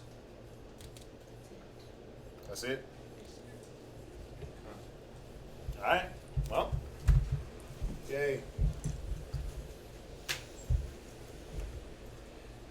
Everyone, I Madium. Yeah, Antonio, we could put together a class for you. Remember, we got class Monday, Wednesday, and Friday here in Houston. And then we also got class Tuesday, Thursday, Friday in Virginia. So I know some of y'all only really tune in on the Sabbath. We got Monday, Wednesdays, and Fridays, man. We got class every day except for Sunday. Put it like that. Angela just asked a question. Acts 10. Go there real quick. Go to 10. Go to Acts 10. This is easy. This is quick. Go to Acts chapter 10 real quick. Since you just asked the question. Acts 10 and 10? 10 through 30, right? Acts chapter 10, verse 10. Right, read. And he became very hungry, Right. and would have eaten. So this is Peter, Yeah. right? This is Peter and the vision. Now, let's read up a little bit, because, you know, and this is another one of those scriptures and chapters that the church, Christian church, they misinterpret. Now, I'm going to say this chapter from 10 down is symbolic. It's written in symbolism. This is not literal. This is symbolism. So, Peter went up on this rooftop to go pray, right? Let's see here. Acts 10 and 10. Read verse 9. Verse 9. On the morrow, as they went on their journey, Right? and drew nigh into the city, Peter went up upon the housetop to pray about the 6th hour. Right, so Peter went to Cornelius, right? Went up on the rooftop. Go ahead. And he became very hungry. He became what? Very hungry. He became very hungry. Go ahead. And would have eaten. But while they made ready. Now, pause right there. What is this telling us about right now what we're reading? Peter went to go pray. He got hungry. All he had to do, if it was about going to go get something to eat, was go right downstairs where they were cooking. That's all he had to do. They were cooking food lawful for Peter and the rest of the men to eat. Okay? Remember one thing. Peter was a devout believer in the law. How do we know? He was also a devout custom keeper. Remember when he checked Paul? It's not custom for a man of a Jew to eat with a Gentile. Right? It wasn't the custom. Now, go ahead, read on. He fell into a trance. Right? So he would have eaten. He would have went downstairs off the roof, but he fell into a trance. So remember, he is in a trance, vision state. Go ahead. And saw heaven opened, and a certain vessel descending unto him. Right? He saw heaven open, a certain vessel. Go ahead. As it had been a great sheet knit at the four corners. Right? And let down to the earth. What did that represent?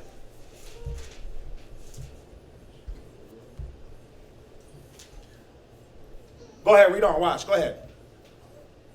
Read on. Verse 12.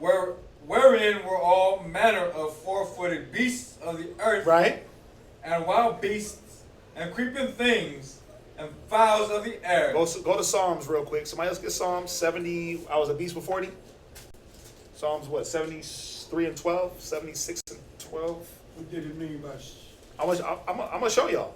I just want to get this part first, and then we'll understand the great sheet knit. What, you got that for me? So foolish was I? Yes.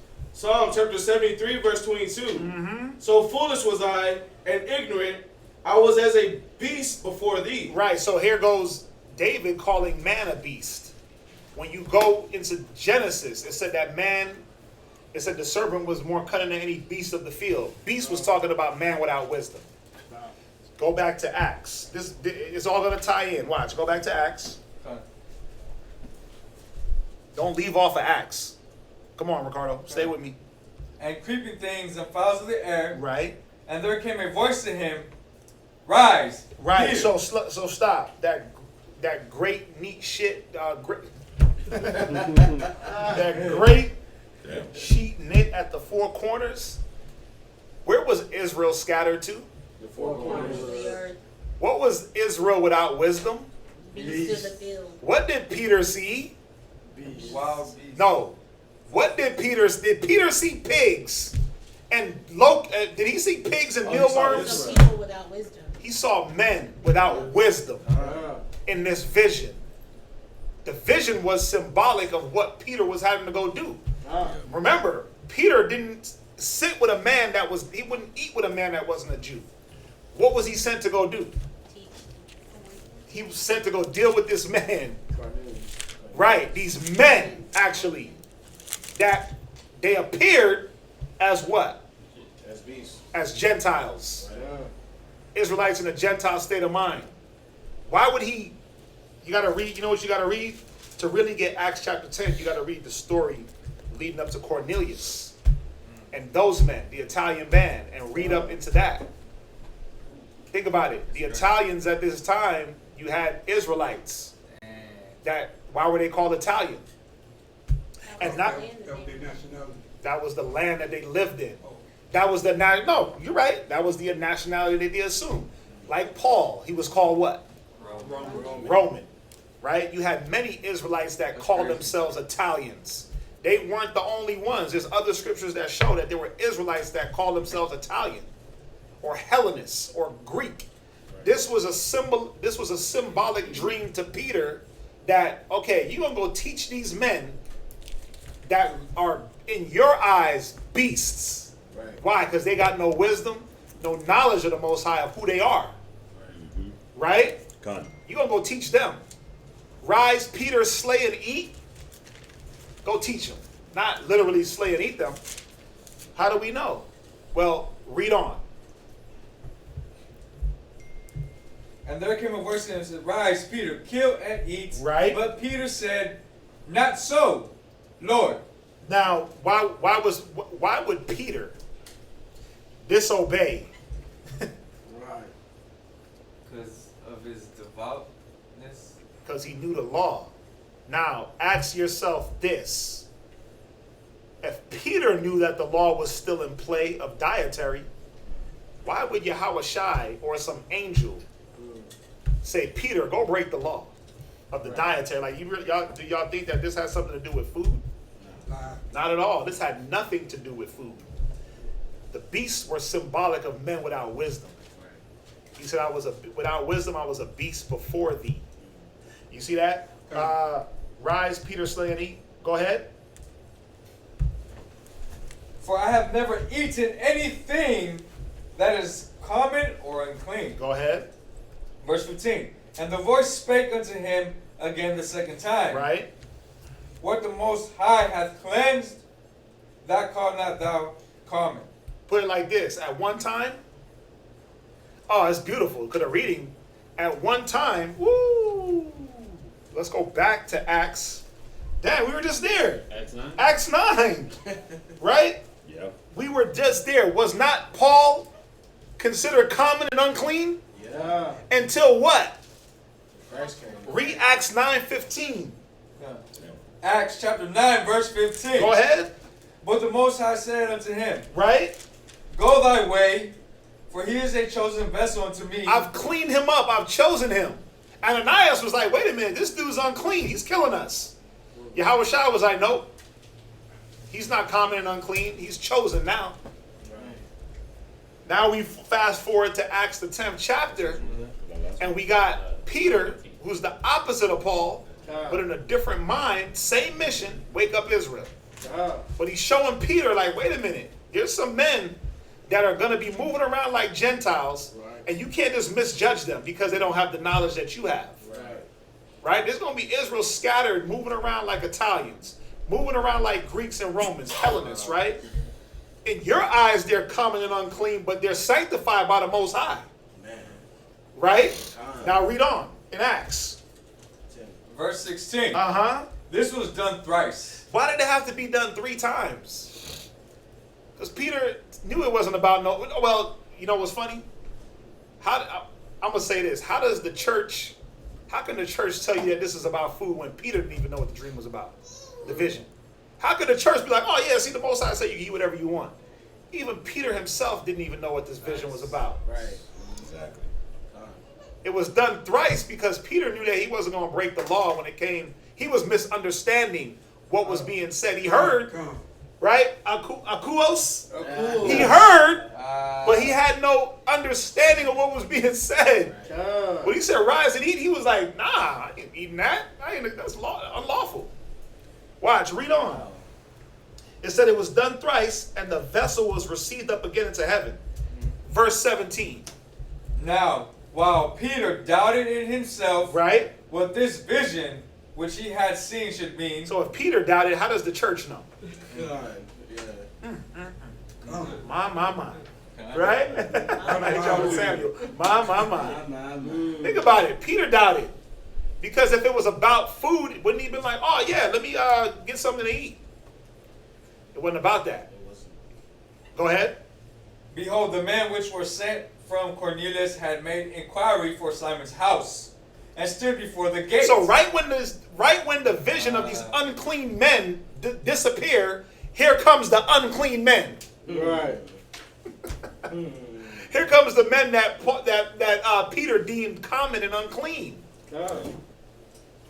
You see that? The Most High, he said in a dream and in a vision. Go there real quick. Go to Job 33. So this was because Peter didn't understand that Yep. there were gonna be Israel. I've been on that one. Oh. That Peter wasn't in that mind. because he only wanted to teach Israel, that right? knew that they were Israel. Right. Right. He didn't deal with the Jews that were mixed in. That was That was Paul. Paul's mission. Right. But the mission, see, the Most High had it where everyone was going to get woken up. Why do you think Paul and Peter, Paul said he had to withstand Peter to the face. Because Peter was on one thing like, nah, bro, you messing up. You supposed to be on this. And he was like, nah, I'm on what the Most High got me on. You be on your thing, I'm on my thing, but we're on the same level. We're both doing the Most High's will. You see that? It was just that they had different methods of accomplishing because there was different circumstances. Paul understood what it was about to be a Gentile, an Israelite in a Gentile state of mind. Because that's what Paul was. Right. He said, I'm an apostle to the Gentiles. I magnify my office. Peter knew who he was from birth all the way down. I'm a Jew. I'm this. They know Greek, Roman, nothing. He rolled with Yahawashi. At that time, where they were, that's what they were on. They held to that tradition. What tribe Peter was from? We'd have to get that one for you. I don't know off the top of my head. They can look it up. That way I don't say it was a Benjamite. Right? Trying to add Benjamites. I didn't want to say Right? I mean, yeah, more the likelihood of him being a Judite, gone. But let's make sure. Yeah, said he was a tribe of Judah. Yeah. Go ahead. Read that Job. Job chapter 33 verse 15. Go ahead. In a dream, Right. in a vision of the night, Read. when deep sleep falleth upon men, Right. and slumberings upon the bed. Come on. Then he opened the ears of men. He does what? Opened the ears of men. Right. Let me get you that clear understanding. Read. And sealeth their And instructions. seal their instructions. Peter, rise. Go teach these unclean men. Read. That he may withdraw man from his purpose. From what was Peter's purpose? Only teaching to the Yeah, I ain't dealing with these cats that's dealing with these customs. I'm only dealing with the Jews that knew they were Jews. That's not what the purpose I want you on right now, Peter. Read. And hide pride. Hide from what? men. Hide See, pride. Peter had a little level of pride in him, like, nah, Yes, he did. I ain't messing with y'all unclean Negroes. Yeah. I ain't messing with that. Right. It ain't our custom to keep company with those that are not of the Jewish custom or Hebrew custom. That's some pride, yeah. He had a little bit of pride in him, right? And what was the Most High trying to shield Peter from in this? Hatred for his people, Come on. right? Because ain't that what some of our people have? Like, I'm not dealing with them cats that's mingled in. Y'all wicked. Y'all dealing with this nation and that nation and saying everybody is Israel? No, we're not saying everybody is Israel. We're not saying every Mexican is an Israelite. What we are saying is that there's Edomite Mexicans and there's Israelite Mexicans. I like that Edomite nigga. There's Edomite Negroes and there's Israelite Negroes. Right. That's what we saying. Check Right? my skin, man. Right. And it don't mean by skin color, it mean by blood, right? And everybody's blood is red. Jump back to Acts. Jump down to verse 28. Acts chapter 10, verse 28. Right? And he said unto them, you know how that it is an unlawful thing for a man that is a Jew to keep company, Right? or come unto one of another nation. Go ahead. But the Most High has showed me that I should not call any man common or unclean. Right, so the vision was opened up that he was looking at man, not pigs, not four-footed beasts. That, like, what was the point? The Most High had to have him give a vision of pigs, platypus, grubs, and all types of unlawful foods for him to go eat it. He still didn't eat. Damn. When you read it, he still didn't eat nothing. Okay. It said this happened 3 times and he woke up. Right? God. He still didn't eat. Yep. So even in his mind, he was like, nah, bro, it's unlawful. Right. But then the vision was broke up or understood in 28. And I know I jumped, but you can read this story and get the understanding. You got to start, you got to read about Cornelius. Verse 10, there was a certain man in Caesarea called Cornelius, a centurion of the band called the Italian band. Listen, Cornelius wasn't the first Israelite called from the Italian band. Yeah. When Yeshaya, he brings it out that the Italians, they were the first ones were black. They were black people. Yeah, he brings that out. He got books on it. I don't like to speak too much on it because I don't got the books. But Yeshaya got that info. You know what I'm saying? He got that heat for y'all. Got that smoke. He got that. Bombs. Oh yeah, he got them bombs. And we got the video of him dropping that. It ain't nothing new. It's just that, like we always tell Yeshaya, he's the elder. Yeah. And he always tells us like, man, y'all got to bring that stuff out. And we like, nah, we ain't bringing that out because we want to be able to have the supporting facts. But if anybody's gonna bring things like that out, that would have to be an elder, right? That would have to be an elder where it doesn't look like we're trying to change something for our gain or add something or add some knowledge. Hey, look at us. We got this. We got that. We don't. We try to stay real clear from that. Okay. We want to be found blameless, and at the end of the day, he's the elder. He's the elder, man. He's qualified. If anyone has qualifications on the anthropology and archaeology, it's Yeshaya. He'll bring out some things, man. This dude got FBI documents. We went to go see him, and he pulled out that one. Yeah. It was like a government document, like an official government document from the 70s. About the UFOs. Talking about UFO and space program and all the things they talking about now. He had in a document that was verified by the press. Like how they're gonna, how they're going to attack Yahawashi and the angels as they come. Yep. Like it's a plan of action. Yeah, and this was in the 70s. Verified document. Verified.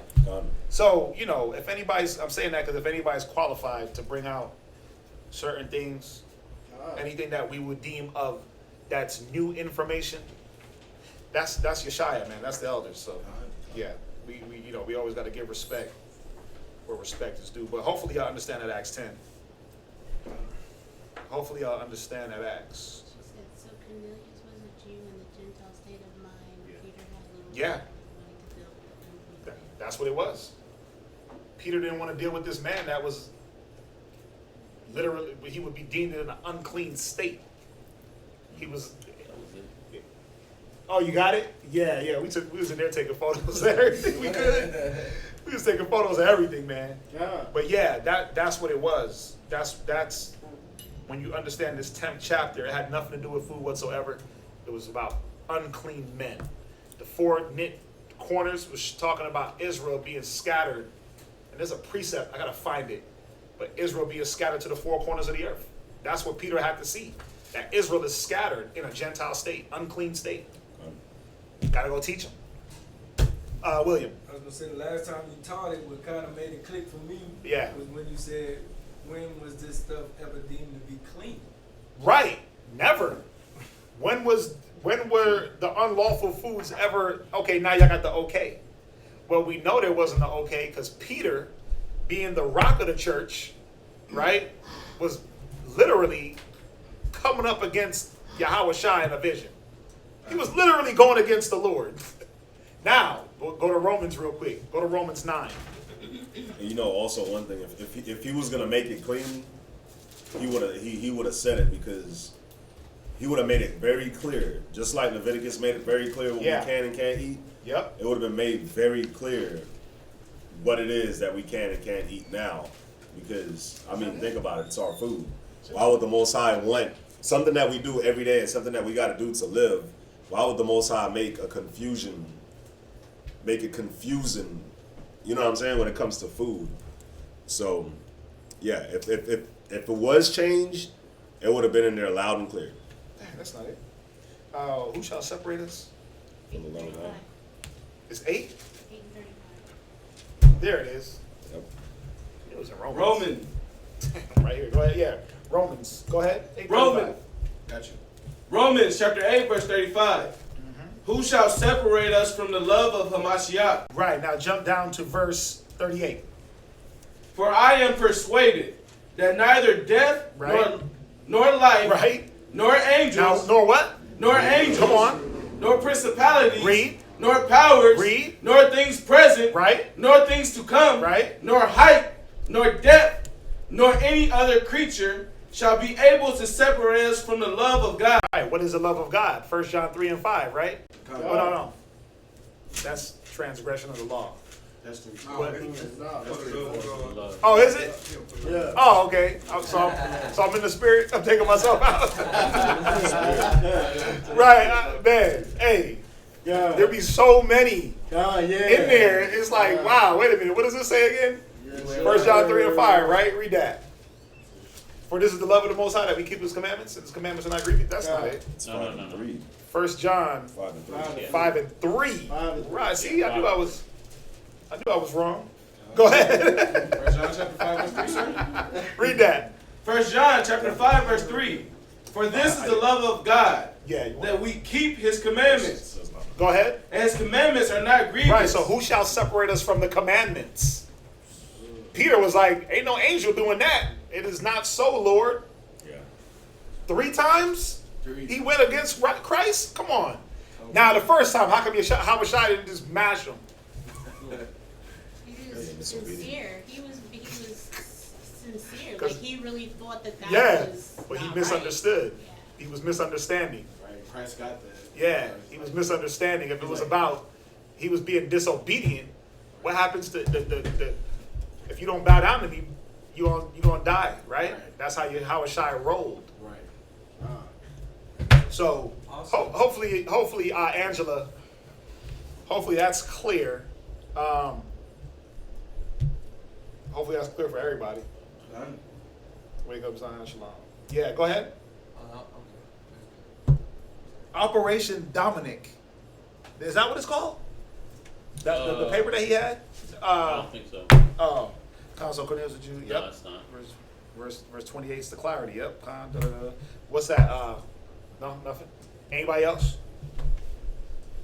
Israel scattered. Yeah, I mean, this is another thing to show that Israel was scattered. You know, just read about Peter and Paul.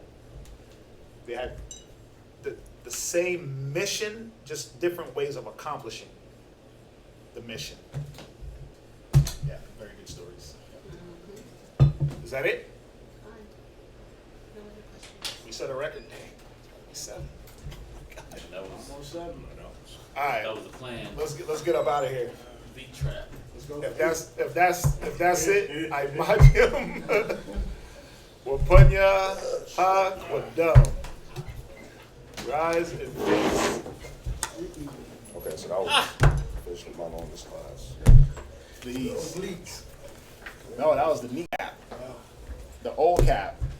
The new cap. And the recent cap. Ugh.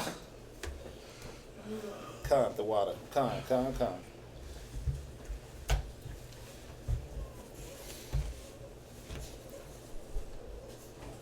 Alrighty.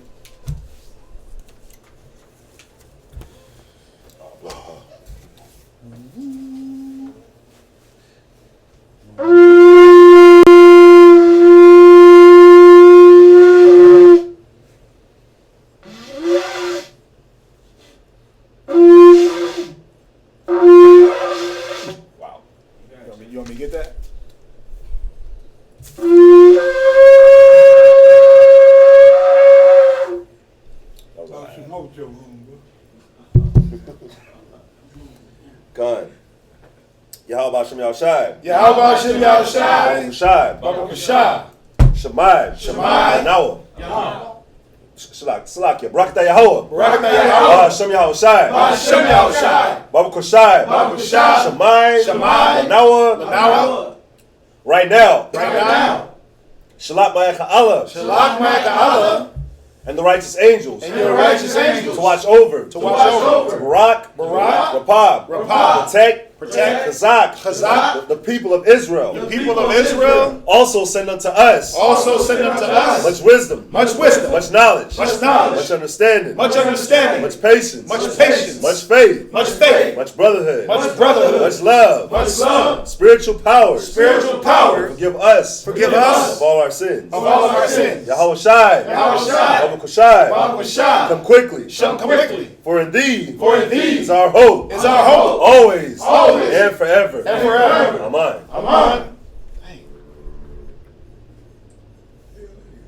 Barakatah Yahweh. Hashem Yahawashi. Hatawara. Bless you, Yahweh, in the name of Yahawashi that gives to us the law. Barakatah Yahweh. Hashem Yahawashi. A war. Lara'ah. Blessed are you, Yahweh, in the name of Yahawashi that gives to us the light to see. Barakatah Yahweh. Hashem Yahawashi.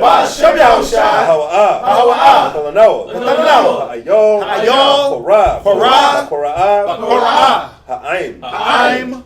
Blessed are you, Yahweh, in the name of Yahawashi that gives to us the ram's horn to call the people. Barakatah Yahweh. Hashem Yahawashi. Shaman. Zayat. Lamashat. Lamashat. Yashar Allah. Blessed are you, Yahweh, in the name of Yahawashi that gives to us the olive oil to anoint Israel.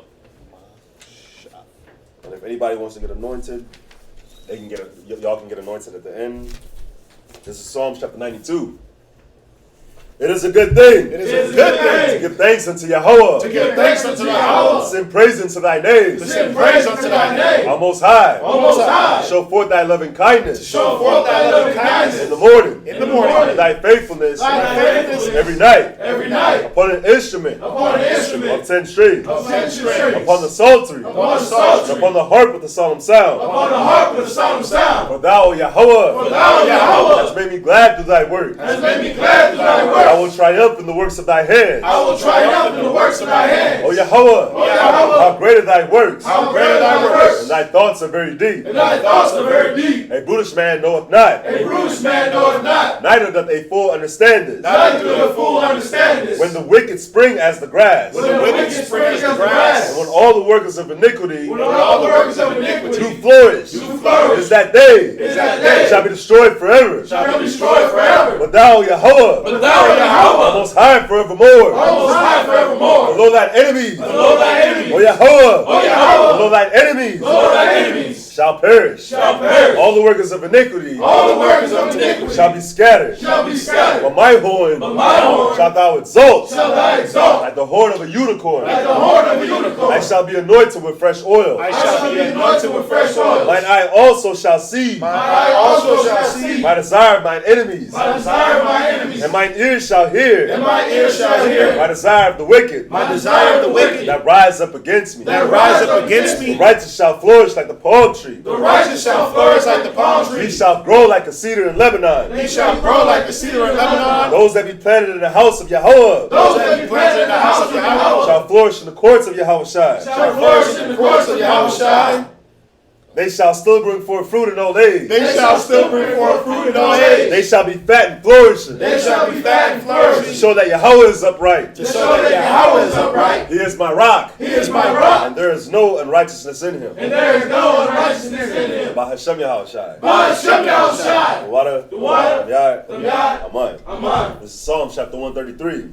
Shayar, Amalawad, Ladawad, Hana, Matawab, Wabah, Na'ayim, Shabbat, Akim, Gum, Echad, Chashamun, Hatzawab, Ayel, Hara'ash, Yarad, Ayel, Hazaquan, Zaquan, Aharon, Shayarad, Alpayah, Madawatyua, Katol, Faramon, Shayarad, Ayel, Harayah, Tazayah 1, Kaya, Shum, Tazawah, Yahweh, Habaraka, Hayayim, I, Ha'aiwalam, Aman. Psalms 133. Behold, how good and how pleasant it is for brethren to dwell together in unity. It is like the precious ointment upon the head, that ran down upon the beard, even Aaron's beard, that went down to the skirts of his garments, as the dew of Hermon, and as the dew that descended upon the mountains of Zion. For there the Lord commanded the blessing, even life forevermore. Ba'ashem Yahawashi. Ba'ashem Yahawashi. The water? The water. Yah. Aman. Aman. Circle up.